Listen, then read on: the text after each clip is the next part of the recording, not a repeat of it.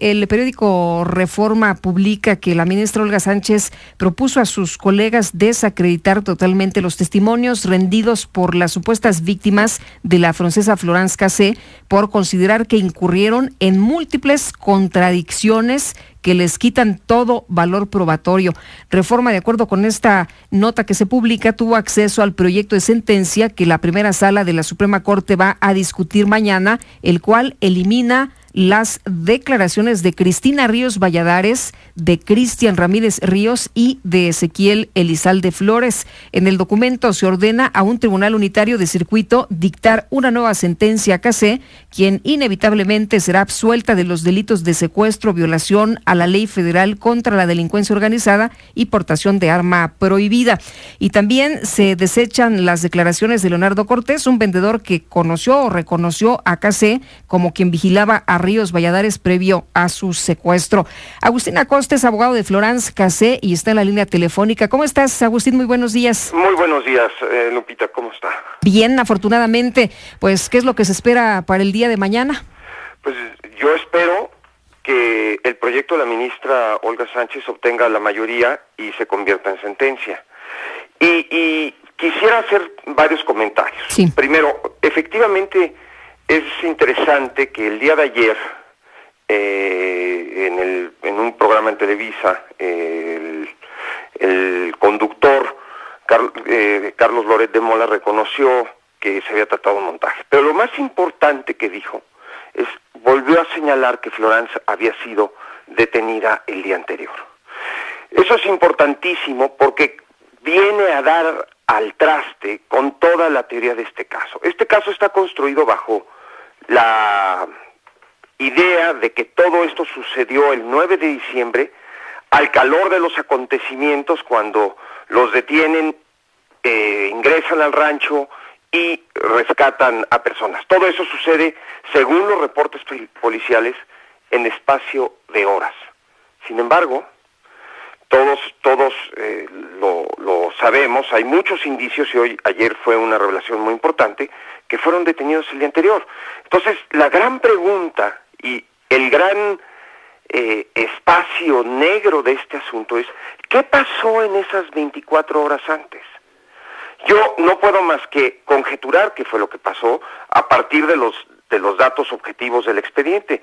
Pues lo que se pasó durante esas 24 horas, primero fue un abuso mayúsculo de garantías individuales, etcétera, porque no se le dio aviso al cónsul, no se le puso a disposición un defensor, etcétera. Pero lo más importante es que durante esas 24 horas lo que se hizo fue, se construyó un escenario, se construyó, pues, valga la expresión, un guión para hacer toda esta historia, y no se puede dejar de considerar que los testigos que declaran contra Florence, pues participaron también en este tema del montaje.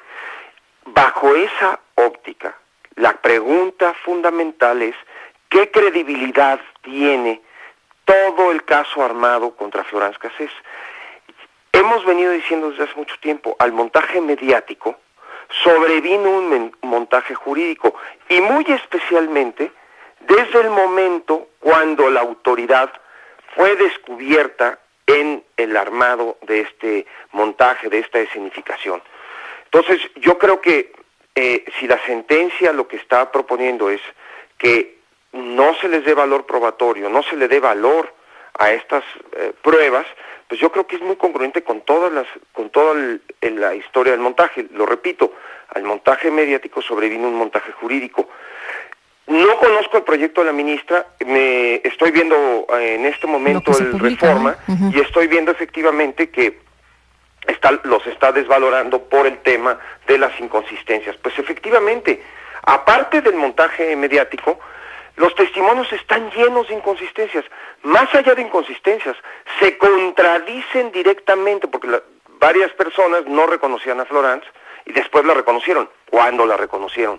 Después de que la autoridad fue descubierta en la realización del montaje. ¿Te refieres a Cristina Ríos y a su hijo? Exactamente. El señor que vendía legumbres, ese señor aparece de la nada. Cristina Ríos no lo menciona, aparece de la nada, y luego Cristina lo menciona. No hay una secuencia lógica, y ese señor dice reconocer a Florence porque la vio en la tele, como la francesa, que dicen se dedicaba a secuestrar.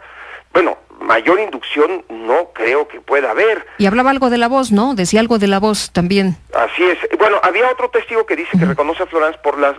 Todos dicen, repiten la misma lógica, dicen que reconocen a Florence por la voz, porque es una francesa que arrastra las heces.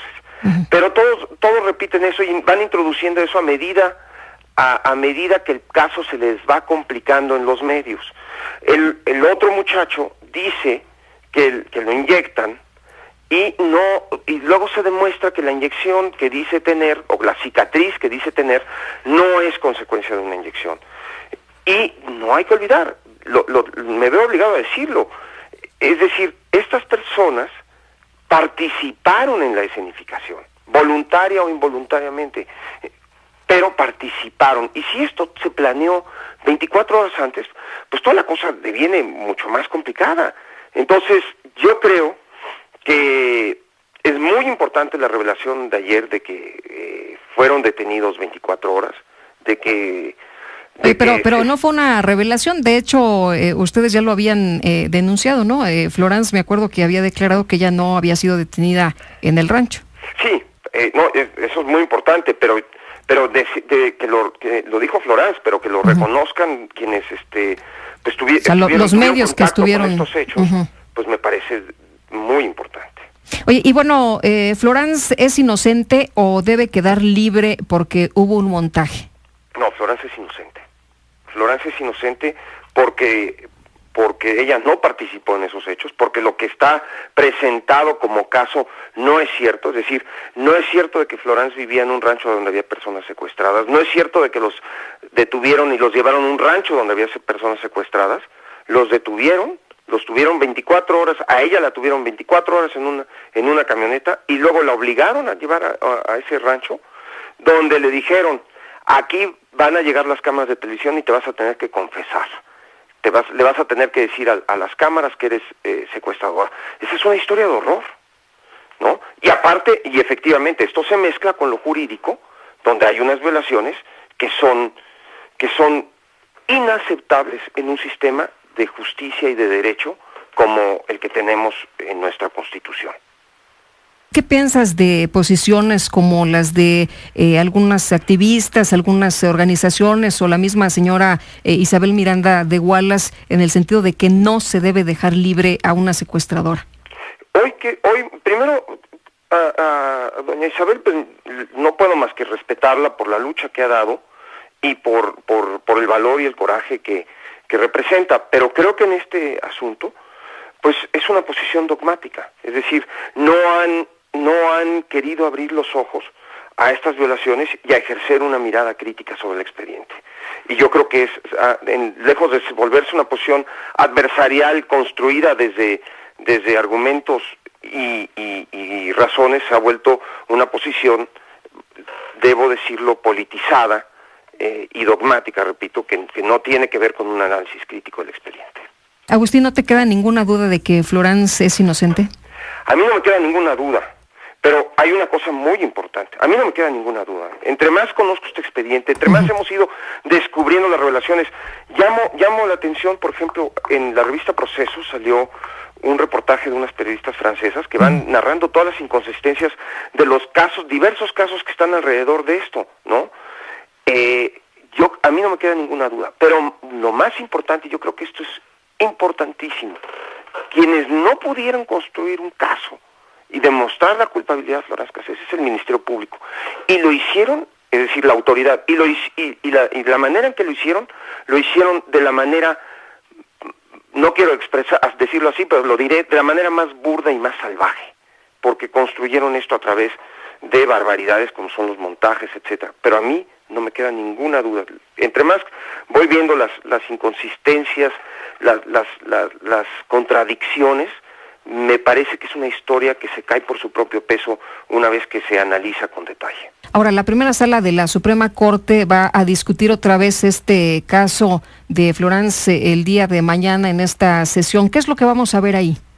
Bueno, ver realmente muy poco, porque la discusión sustantiva se da a puerta cerrada, en una sesión privada, así se estila en la primera sala, y ya después emergerán de su reunión privada los señores ministros y la señora ministra, y expondrán, me imagino, como la vez pasada, sus posiciones, y después anunciarán el resultado del fallo.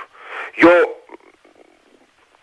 soy optimista porque en la sesión pasada, que fue el 21 de marzo del año pasado, 4 ministros habían ya expresado que primero que estaban de acuerdo con el recurso, es decir, que veían el recurso procedente y que apreciaban las violaciones, y sobre lo que no se ponían de acuerdo era sobre los efectos, pero quienes intervinieron ahí claramente coincidieron en que hay graves violaciones. Entonces, pues yo creo que este proyecto, la ministra ha sido una juzgadora que se precia por lograr consensos y lograr ciertas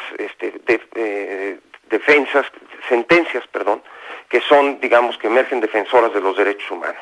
Hoy la Corte está claramente anunciando que está en una nueva etapa donde los derechos humanos serán una prioridad, y yo la pregunta en ese contexto que hago es, pues, ¿qué mejor este caso para demostrar que este tipo de abusos no son tolerables? Entonces se emergerán, y yo espero que con el proyecto, con una mayoría que permita eventualmente abrir el camino de la liberación de Florence Cassés. Y bueno, de seguir estos pasos, así como tú los estás vislumbrando, ¿qué podríamos esperar en los próximos meses? Pues yo creo que ya, si una sentencia que establece que el caso no tiene méritos jurídicos, pues tarda un par de días o de semanas en la Corte en redactarse la sentencia definitiva, lo que en la jerga jurídica se conoce como el engrose, y una vez que se hace eso se notifican a los tribunales, al colegiado y sobre todo al Tribunal de Apelación, y conforme a la ley de amparo, el Tribunal de Apelación tiene 24 horas para cumplir la sentencia. ¿Qué es lo que sucede? Lo primero que hace es recibe la sentencia de la Corte y anula, deja insubsistente la condena de 60 años y se le da un margen de como un tiempo que se llama etapa de cumplimiento para que vuelva a dictar una sentencia. Esa sentencia, en los términos en que todo parece estar, tendría que ser absolutoria y significaría la libertad de Florence Cassés, y se podría dar en cuestión pues, de algunas semanas. No vería yo mucho sentido que este asunto se arrastre más cuando ya la Corte pues habría fallado como parece ser que va a fallar. Muy bien, pues Agustín, muchas gracias por platicar con nosotros esta mañana. Muy buenos días. Muy buenos días, muchas gracias. Hasta luego, Agustín.